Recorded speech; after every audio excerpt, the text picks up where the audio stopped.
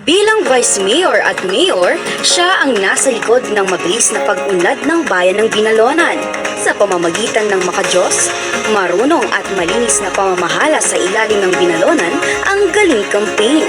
Lumakas ang ekonomiya. Marami ang nabigyan ng trabaho.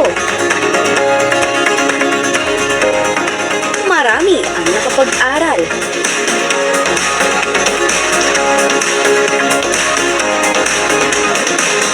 Modelo sa kalinisan at tiniyak na ligtas ang bawat taga-Binalonan sa lahat ng oras. Kaya naman di katakataka na samot-saring parangal ang iginawad sa kanya.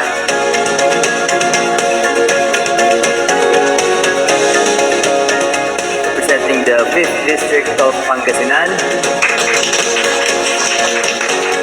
Mula sa bayan ng Binalonan, muling pinatunayan ni Congressman Ramon Gico III ang husay at galing sa 5th District ng Pangasinan.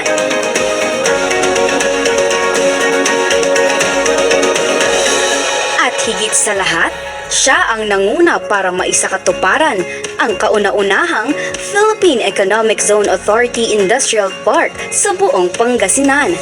Sa pamamagitan nito, 10 hanggang 12,000 Pangasinense ang mabibigyan ng trabaho. Kasabay niyan ay ang patuloy na konstruksyon ng mga infrastructure projects sa iba't ibang bayan ng ika-5 distrito ng Pangasinan.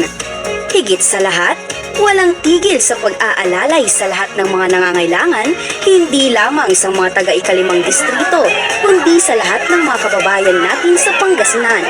Sa kasaysayan ng Pangasinan, tanging si Congressman Gico ang nakapag-ikot sa higit sa 1,000 barangay ng Pangasinan upang tumulong sa ating mga kababayang labis na pinahihirapan ng pandemya.